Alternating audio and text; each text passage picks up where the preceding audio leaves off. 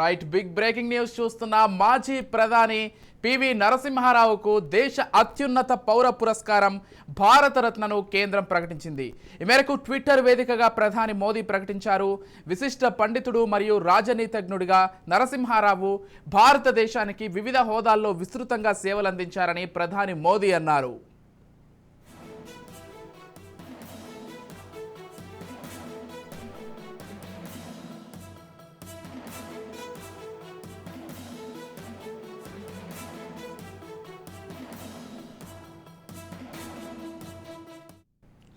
ఇక పివి నరసింహారావుతో పాటు మాజీ ప్రధాని చరణ్ సింగ్, హరిత విప్లవ పితామహుడు ఎంఎస్ స్వామినాథన్కు కూడా కేంద్రం భారతరత్న అవార్డును ప్రకటించింది.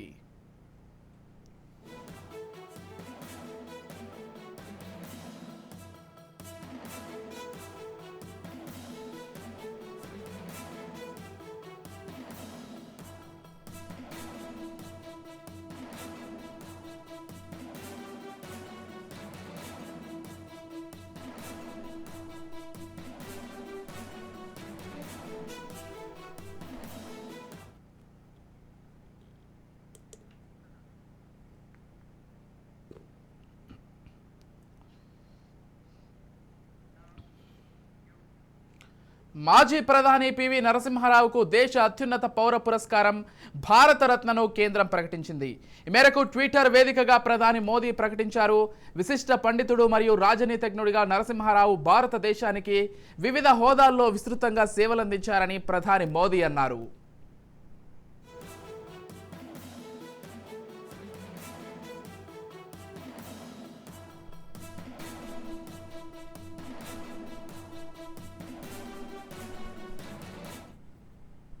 ఇక పివి నరసింహారావుతో పాటు మాజీ ప్రధాని చరణ్ సింగ్, హరిత విప్లవ పితామహుడు ఎంఎస్ స్వామినాథన్కు కూడా కేంద్రం భారతరత్న అవార్డును ప్రకటించింది.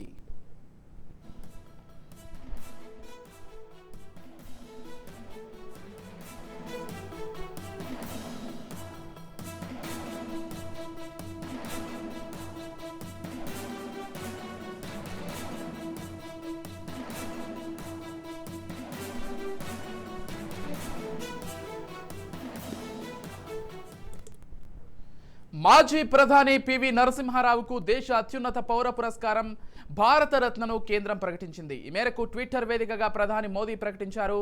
విశిష్ట పండితుడు మరియు రాజనీతిజ్ఞుడిగా నరసింహారావుకు భారతదేశానికి వివిధ హోదాల్లో విస్తృతంగా సేవలందించారని ప్రధాని మోదీ అన్నారు.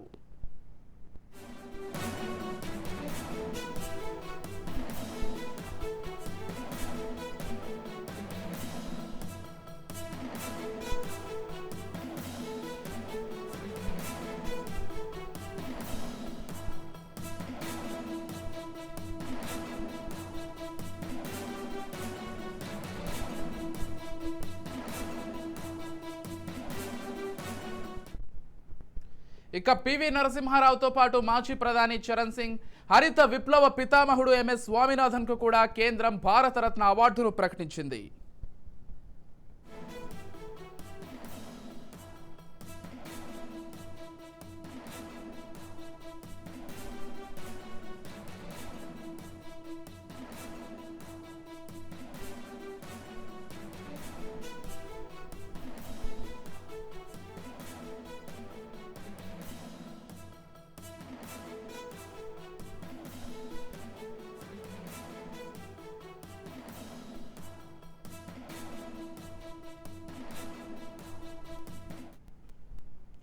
అయితే బ్రేకింగ్ న్యూస్ అయితే చూస్తున్నా. మాజీ ప్రధాని పివి నరసింహారావుకు దేశ అత్యున్నత పౌర పురస్కారం భారతరత్నను కేంద్రం ప్రకటించింది. ఈ మేరకు ట్విట్టర్ వేదికగా ప్రధాని మోదీ ప్రకటించారు.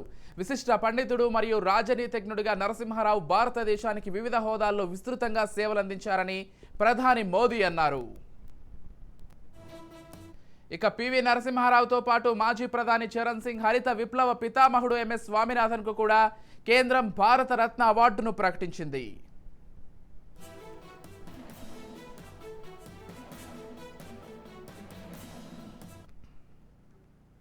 మొత్తంగా మాజీ ప్రధాని పివి నరసింహారావుకి అయితే కేంద్రం భారతరత్న అవార్డును ప్రకటించింది. దేశ అత్యున్నత పురస్కారంగా కూడా దీనికి పేరుంది. ఇక ఇదే అంశానికి సంబంధించి మరింత సమాచారం అందించడానికి మా ప్రతినిధి ఫణిరాజ్ కరీంనగర్ నుంచి ఫోన్ ద్వారా సిద్ధంగా ఉన్నారు. చెప్పండి ఫణిరాజ్, మొత్తంగా భారతదేశానికి మాజీ ప్రధాని అయినటువంటి పివి నరసింహారావు, తెలుగు బిడ్డ అయినటువంటి పివి నరసింహారావుకు ఎట్టకేలకు భారతరత్న అవార్డు అయితే ప్రకటించింది కేంద్ర ప్రభుత్వం. అంటే ఏ విధంగా చూడాలి? ముఖ్యంగా కరీంనగర్ వాసులైతే పూర్తి ఆనందోత్సాహాల్లోనే ఉన్నారని చెప్పుకోవాలి ఈ ప్రకటనతోటి. ఎలా చూడాలి ఈ విషయాన్ని వనరాజ్?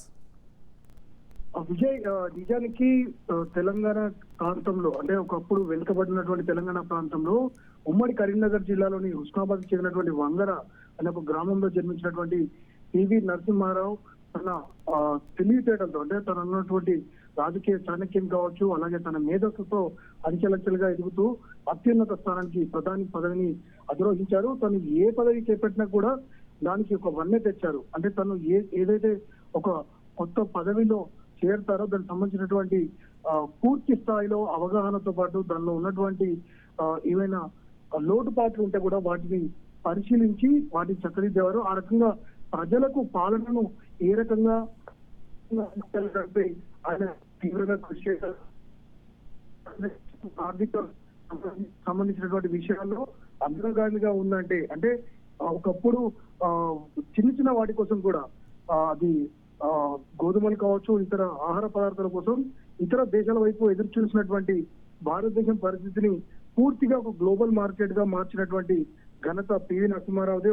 ఓవైపు ఇతర దేశాలన్నీ ఆర్థికంగా దుర్భరమైనటువంటి పరిస్థితుల్లో విలవల్లాడుతున్నటువంటి ఆ స్థితిలో భారతదేశాన్ని గ్లోబల్ మార్కెట్ కేంద్రంగా మలిచారు. తను చేపట్టినటువంటి సంస్కరణలను కొనసాగింపుగానే ఈ రోజున మనకు వచ్చినటువంటి అనేక విప్లవాత్మక మార్పుల వల్ల ఈ రోజున దేశం ఈ స్థాయిలో నిలబడగలిగింది. ఆయనను కేవలం ఒక పార్టీకి పరిమితంగా ఎవరు చూడరు. తను నిజం చెప్పాలంటే ఒక అజాత శత్రువులాగే రాజకీయాల్లో కొనసాగారు. కొన్నేళ్ల పాటు ఉన్నప్పటికీ కూడా తనకి వ్యక్తిగతంగా ఎవరిపైనా కూడా శత్రుత్వం అనేది ఉండేది కాదు. అది కూడా తను ఏదైనా విషయం చెప్పాలనుకున్నప్పుడు తాను ముందుగా నేర్చుకొని చెప్పేవారు. ఇటువంటి క్వాలిటీస్ నిజం చెప్పాలంటే ఈ రోజుల్లో చాలా అరుదు. ఆయన ఉన్నటువంటి సమయంలో దీనికి సంబంధించి ఒక ఎగ్జాంపుల్ కూడా చెప్తూ ఉంటారు. అప్పుడప్పుడే వస్తున్నటువంటి కంప్యూటర్లు ఏవైతే ఉన్నాయో ఆయన ముందు అధికారులకు ఇతర ఎవరైతే తన కింది స్థాయి నేతలకు చెప్పే ముందు తను స్వయంగా నేర్చుకున్నారని అంటారు. అంటే ఆ ఏజ్ లో కూడా ఆయనకు ఉన్నటువంటి కమిట్మెంట్ ఆ స్థాయిలో ఉండేది. సో ఆ రకంగా తన ఏదైతే రాజకీయ ప్రయాణం ఏదైతే ఉందో చాలా చిన్న స్థాయిలో మొదలుపెట్టి అత్యున్నత స్థానాన్ని అధిరోహించి దాన్ని కూడా వన్నె తెచ్చారు. మరోవైపు అనేక సంస్కరణల కారణంగా దేశాన్ని తీవ్రమైనటువంటి ఆర్థిక సంక్షోభం నుండి కాపాడినటువంటి మేధావిగా ఆయనకు పేరుంది. ఆ తర్వాత వచ్చినటువంటి అనేక మంది ప్రధానులు కావచ్చు, ఇతర ఆర్థిక పరమైనటువంటి అంశాల్లో ఇతర దేశాలకు చెందినటువంటి మేధావులు అలాగే మంత్రులు కూడా పివి నరసింహారావు అప్పటి చేసినటువంటి సంస్కరణల్ని ఆదర్శంగా తీసుకుంటారని చెప్తాను. ఒక రకంగా ఈ రోజున ప్రపంచ వ్యాప్తంగా కూడా గ్లోబల్ మార్కెట్ ఏర్పడింది అంటే అందులో పివి కృషి ఎంతో ఉంది. సో తనకి భారతరత్న ఇవ్వడం అనేది నిజంగా మనల్ని గౌరవించుకోవడం అనే చెప్పవచ్చు. తను ఉన్నటువంటి పరిస్థితులు అంటే ఒక సమయంలో తను చిన్న స్థాయిలో పనిచేసినప్పటికీ కూడా తన వ్యవహార శైలి ఏదైతే ఆ పని పట్ల ఉన్నటువంటి నిబద్ధత ఏదైతే ఉందో చాలా స్పష్టంగా ఉండేది. అంటే తను ఏ పని చేసినా కూడా దాన్ని ముందుగా నేర్చుకొని అమలు చేసే విధానం తనకు ఉండేది. అంతేకాకుండా ఎటువంటి మార్పులు తెస్తే ప్రజలకు మరింత అభివృద్ధి ఇవ్వగలమో తను ఆలోచించేవాడు. Vijay, right, thank you Phaniraj. మొత్తంగా మాజీ ప్రధాని పివి నరసింహారావును ప్రధాని మోదీ అయితే ప్రస్తుతము ట్విట్టర్ వేదికగా ఆయనకి భారతరత్న అవార్డు ఇస్తున్నట్లుగా ప్రకటించారు. తెలుగు వాళ్ళు గర్వపడవలసినటువంటి ఒక అంశంగా దీన్ని పరిగణించవచ్చు. ఇదే అంశానికి సంబంధించి మరింత సమాచారం అందించడానికి మా ఇన్పుట్ ఎడిటర్ కోటిరెడ్డి సిద్ధంగా ఉన్నారు లైవ్ ద్వారా. చెప్పండి కోటిరెడ్డి, మొత్తంగా ఎప్పుడో రావాల్సింది వాస్తవానికి, అంటే వాస్తవాలు మాట్లాడుకుంటే పివి నరసింహారావును భారతరత్న ఎప్పుడో వరించాల్సింది, కొంత లేట్ అయిందనుకోవచ్చు. మొత్తంగా పివి నరసింహారావును భారతరత్న వరించడము ఇటు తెలుగు వాళ్లకు భారతదేశం కూడా గర్వపడాల్సినటువంటి ఒక నేతగా పివి నరసింహారావును ఎంతో మంది అభివర్ణిస్తుంటారు. ఎలా చూడాలి కోటిరెడ్డి? విజయ్, భారతదేశాన్ని అత్యున్నత స్థాయికి తీసుకువెళ్ళి ఆర్థిక సంస్కరణలతో ఒక కొత్త పుంతలు తొక్కించినటువంటి వ్యక్తిగా పివి నరసింహారావుకి ఈ రోజుకి కూడా దేశవ్యాప్తంగా ఒక గౌరవప్రదమైనటువంటి స్థానం దక్కుతోంది. ఖచ్చితంగా ఆయన రాజకీయ రంగ ప్రవేశం దగ్గర నుంచి ఆయన ప్రధానిగా దిగిపోయే వరకు ఆయన ప్రస్థానం అంతా కూడా స్ఫూర్తిమంతంగా సాగిందని చెప్పుకోవడానికి సందేహించాల్సినటువంటి అవసరం లేదు. ఎప్పుడో 50వ దశకంలోనే ఆయన రాష్ట్ర మంత్రిగా, అలాగా 70 వివిధ శాఖలు నిర్వహిస్తూ వచ్చినటువంటి ఆయన 71 నాటికే ఈ ఆంధ్రప్రదేశ్ ముఖ్యమంత్రి, ఉమ్మడి ఆంధ్రప్రదేశ్ ముఖ్యమంత్రిగా కూడా 71 నుంచి 73 వరకు వ్యవహరించారు. ఆ తర్వాత 1980వ దశకంలో కేంద్రానికి వెళ్ళినటువంటి లోక్సభలో ప్రాతినిధ్యం వహిస్తూ అప్పటి నుంచి కూడా 90 వరకు ఆయన రాజకీయ రంగంలో వివిధ స్థానాల్లో పనిచేశారు. విదేశాంగ మంత్రిగా, రక్షణ మంత్రిగా కూడా ఈ దేశానికి సేవలు అందించినటువంటి వ్యక్తి. అనూహ్యంగా 90వ దశకంలో పూర్తిగా ఆయన రాజకీయాలను విరమించేసి ఒక పీఠానికి అధిపతిగా వెళ్ళాలి అని చెప్పి పూర్తిగా సర్దుకొని హైదరాబాద్ వచ్చినటువంటి దశలో అనూహ్యంగా ఈ దేశ ప్రధాన పీఠంపై అధిష్ఠించినటువంటి వ్యక్తి.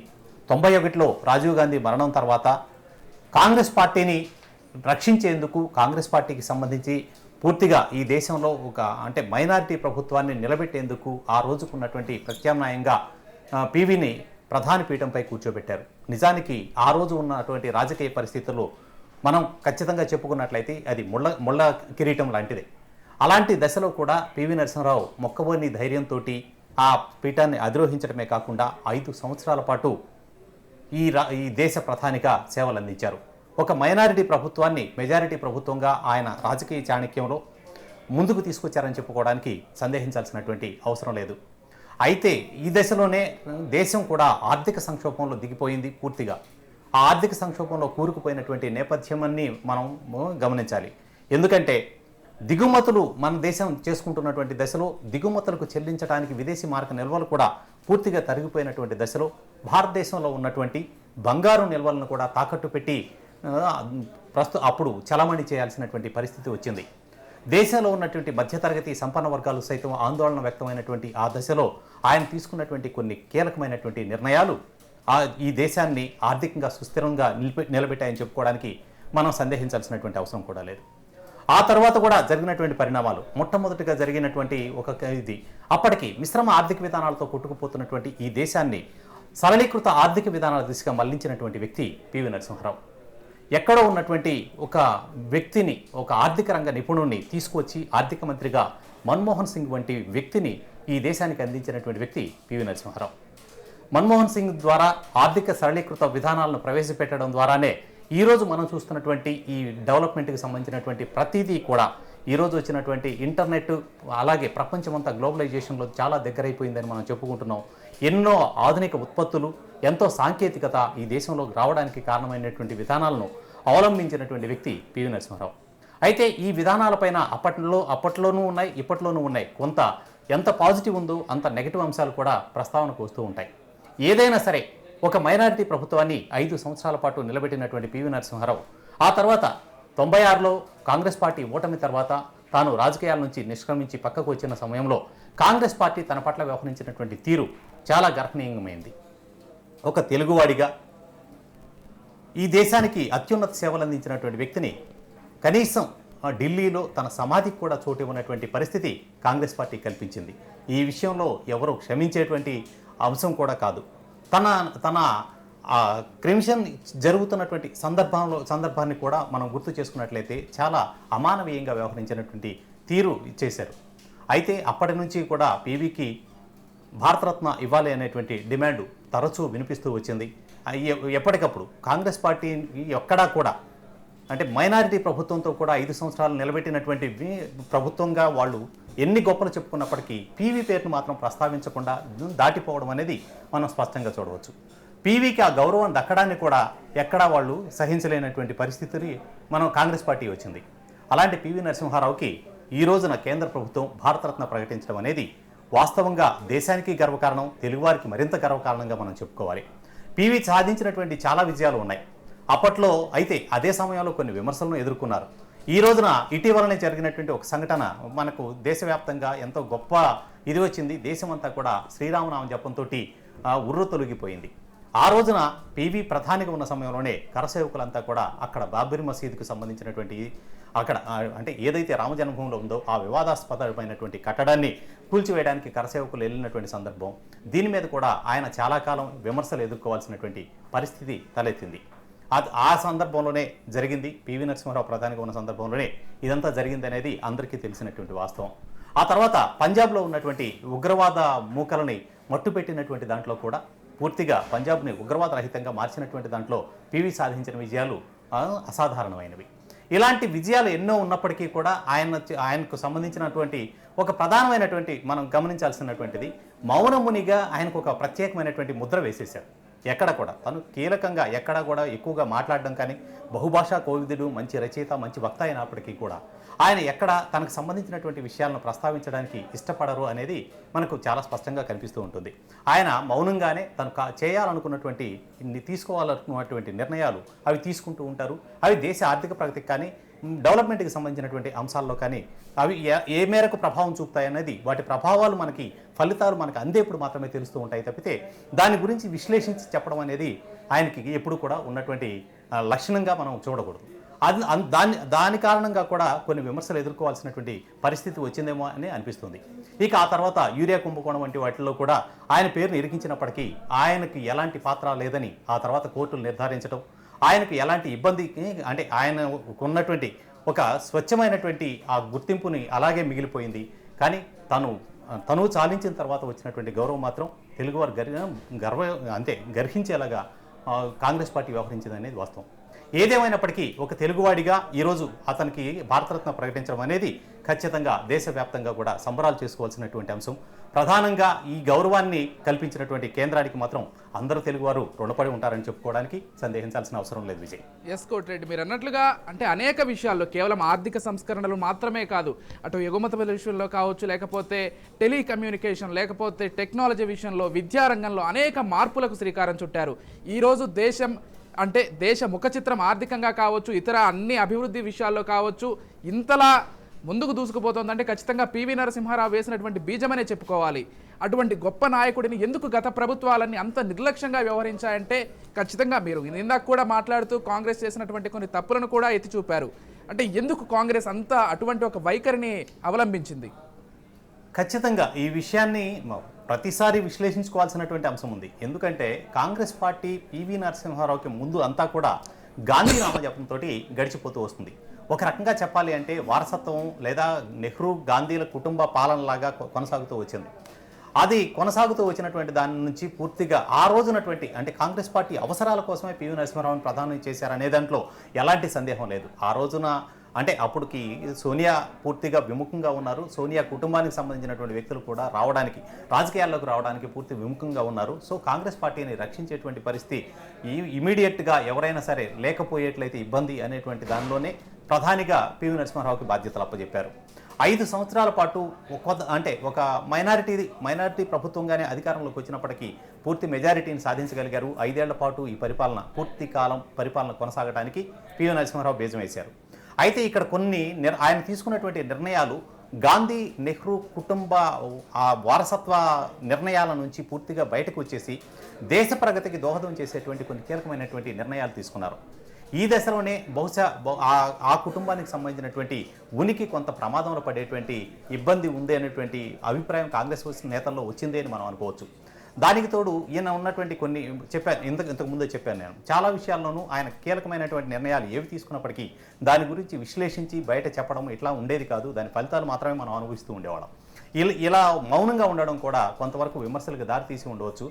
ఆ తర్వాత రాజకీయాలు నెక్స్ట్ దశలో వచ్చిన తర్వాత ప్రభుత్వం ఓడిపోయిన తర్వాత అప్పుడు సీతారాం కేసరి వీళ్ళందరూ కూడా పార్టీ బాధ్యతలు చేపట్టినప్పుడు ఈయనకి తీవ్రంగా వ్యతిరేకంగా ఒక కూటమి తయారవడం, సోనియాకి ఆ కోటరీ అంతా కూడా తయారై పివి మీద వ్యతిరేకమైనటువంటి ఆ అభిప్రాయాన్ని వ్యక్తం చేసేలాగా ఒక భావాన్ని క్రియేట్ చేయడంలో వాళ్ళు సక్సెస్ అయ్యారని మనం అనుకోవచ్చు. ఆ కారణంగా మీరు ఇందాక ప్రస్తావించినట్లుగా కూడా బహుభాషా కోవిదులు దాదాపు 10కి పైగా భాషల్లో వారికి ప్రావీణ్యం ఉన్నట్లుగా కూడా అప్పటి నేతలు ఇప్పటికీ చెప్పుకుంటూ ఉంటారు.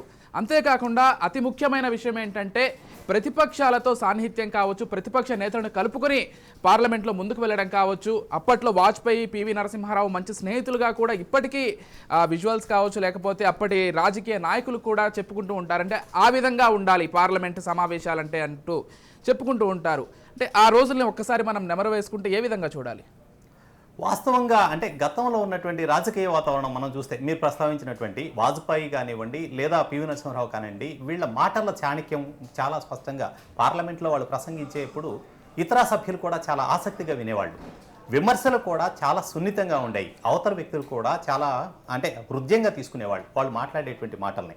అలాంటి అంటే ఈరోజు మనం శాసనసభ కానివ్వండి, పార్లమెంట్లో కానీ వాళ్ళు మాట్లాడేటువంటి భాష, వాళ్ళ సంస్కృతి, వాళ్ళు వ్యవహరించే తీరు, ఆ దూకుడు ఇవన్నీ చూసేట్లయితే ఆ రోజు వాళ్ళు వ్యవహరించేటువంటి హుందాతనంలో కనీసం 10వ వంతు కూడా మనం చూడలేకునే పరిస్థితి ఉండేది.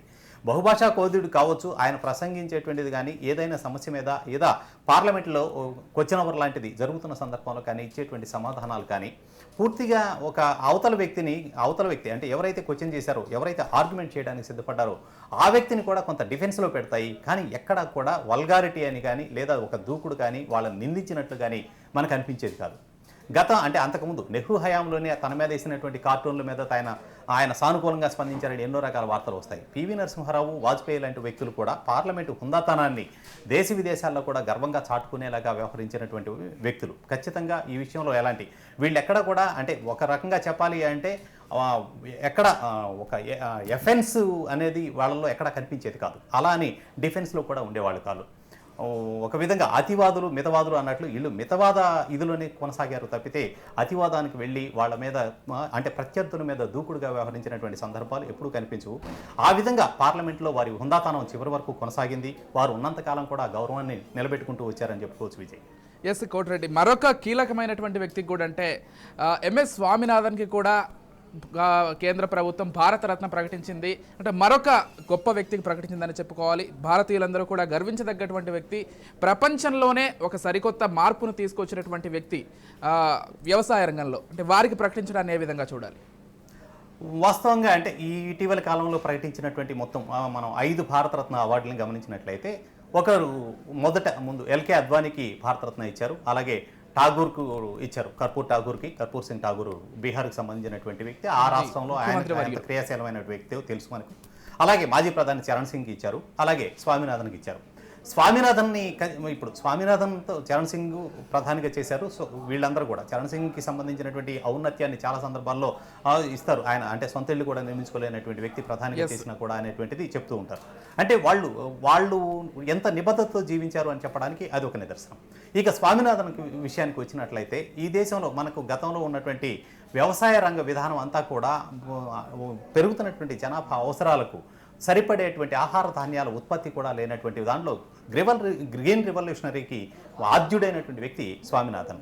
ఆయన తీసుకుని వచ్చినటువంటి కొన్ని సంస్కరణల ద్వారానే, ఆయన చేపట్టినటువంటి కొన్ని ప్రయత్నాల ద్వారానే ఈ రోజున ఇంత ఆహారోత్పత్తిలో ప్రపంచవ్యాప్తంగా కూడా గర్వంగా మనం తలెత్తుకునేలాగా భారతదేశం ధాన్య కటకంగా నిలబడింది అని చెప్పుకోవడానికి ఖచ్చితంగా స్వామినాథన్ వంటి వ్యక్తులు చేసినటువంటి కృషి మనం ఖచ్చితంగా ఈ సందర్భంగా గుర్తు చేసుకోవాలి.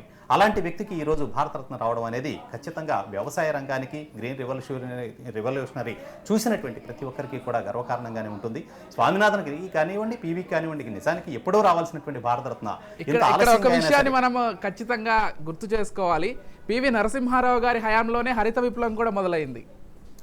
అదొక విషయం కూడా మనం ఖచ్చితంగా గుర్తు చేసుకోవాలి. అంటే వ్యవసాయ రంగానికి కూడా పివి నరసింహారావు గారు ఎంతలా మేలు చేశారనేది కూడా ఈ సందర్భంగా ప్రతి ఒక్కరూ కూడా మన్నం చేసుకోవాల్సినటువంటి అవసరం ఎంతైనా ఉంది కోటిరెడ్డి.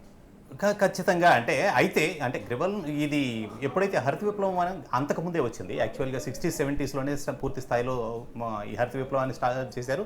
అయితే పీవీ ప్రధానిగా వచ్చిన తర్వాత వచ్చినటువంటి వ్యవసాయ రంగంలో అంటే ఎప్పుడైతే ఆర్థిక సరళీకరణ విధానాలు ప్రవేశపెట్టారో ఆ తర్వాత వ్యవసాయ రంగానికి సంబంధించినటువంటి సంస్కరణలో భాగంగా వచ్చినటువంటి మిషనరీ చాలా ఎక్కువగా దిగుమతి అవ్వడానికి ఒక ఆస్కారం ఏర్పడింది. అంటే వ్యవసాయ రంగానికి ఉపయోగపడేటువంటి ఒక కొత్త రకమైనటువంటి సాంకేతికత భారతదేశానికి దిగుమతి అయినటువంటి పరిస్థితి ఉంది.